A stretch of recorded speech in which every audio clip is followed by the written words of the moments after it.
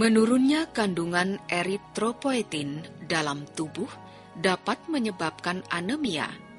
Namun kekhawatiran seperti itu tampaknya bisa berkurang ketika para peneliti mengemukakan bahwa hasil penelitian menggunakan human erythropoietin sangat efektif untuk menyembuhkan anemia.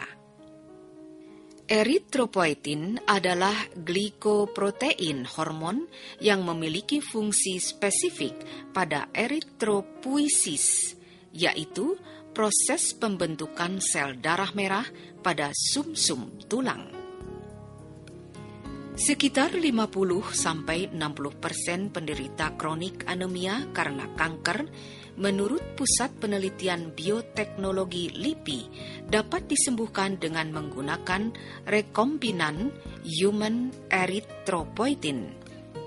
Dengan demikian, erythropoietin adalah pharmaceutical agent yang sangat dibutuhkan dalam dunia kesehatan dan memiliki nilai ekonomis sangat tinggi. Selama ini, produksi human rekombinan erythropoietin menggunakan kultur sel mamalia, Chinese hamster ovary atau CHO, dan baby hamster kidney atau BHK. Penggunaan sel CHO atau BHK dinilai sangat mahal dan membutuhkan laboratorium yang kompleks.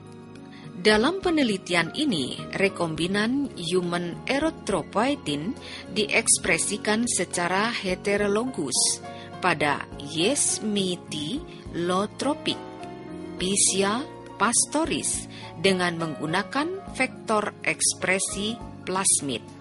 Protein rekombinan human erythropoietin diekspresikan secara ekstraseluler menggunakan sinyal sekresi faktor alfa dari S cervis dan inducible promotor alkohol oksidasi AUXI. Penelitian rekombinan human erythropoietin ini mentransformasikan gen rekombinan pada lokus gen alkohol oksidasi pada genom Pichia pastoris.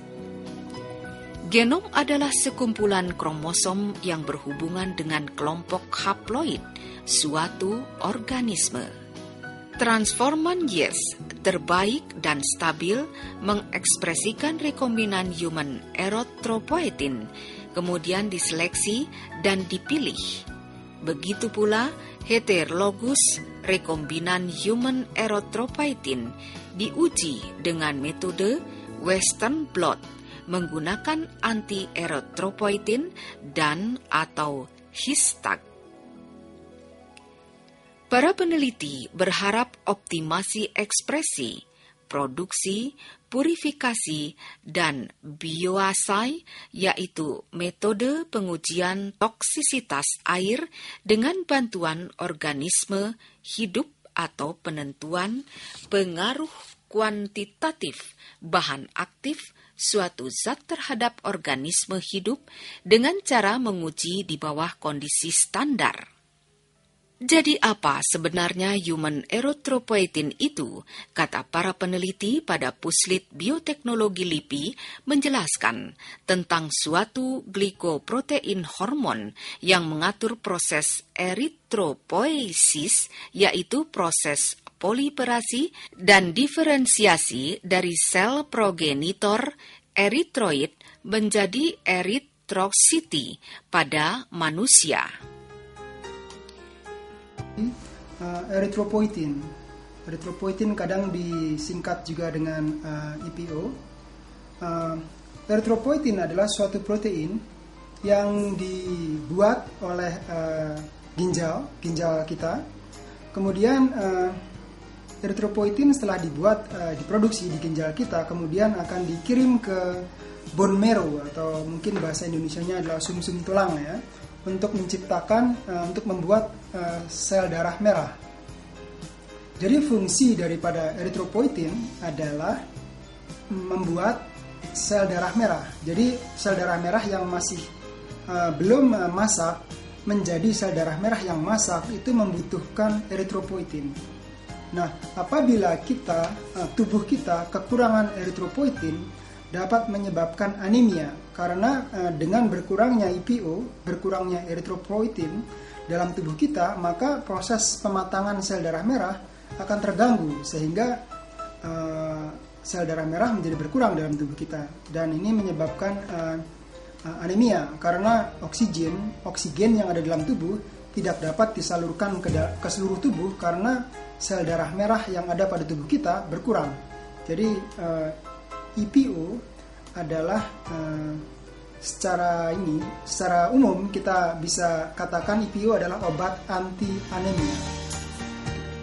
Human EPO tergolong sebagai sitokines yang juga menstimulasi proses angiogenesis, vaskulogenesis, dan proliferasi endotelial sel. Pengembangan sifat gen HEPO diekspresikan sebagian besar pada jaringan ginjal dan hati sebagai respon terhadap hipoksia. Human EPO adalah hematopoietic growth factor pertama yang telah diklon dan mengandung untai tunggal 165 asam amino dengan 3 posisi N. Glikosilasi mempunyai tujuan untuk menandai protein pada kedua ujung amino glikosilasi dan 1 posisi O-glikosilasi yang sangat penting terhadap fungsi biologis dari eritropoietin.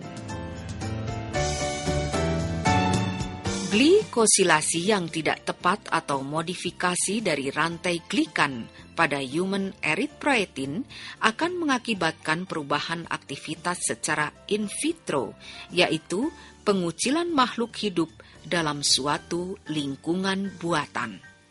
Misalnya sel dalam tabung, reaksi pada pembudidayaan jaringan, maupun secara in vivo, yaitu pengucilan atau penanaman dan pembudidayaan dalam makhluk hidup. Hasil penelitian ini diharapkan memperoleh galur transforman Pisiapastorius terbaik yang mampu mengekspresikan rekombinan human EPO dengan akurat, dengan produktivitas tinggi, sedangkan protein yang dihasilkan memiliki aktivitas biologis dan stabilitas tinggi, seperti pada endogenous human EPO dan teknik transformasi serta pemanfaatan yeast sebagai inang untuk produksi protein rekombinan diharapkan bisa dilakukan untuk protein terapeutik lainnya atau menggunakan strain atau spesies yeast lainnya.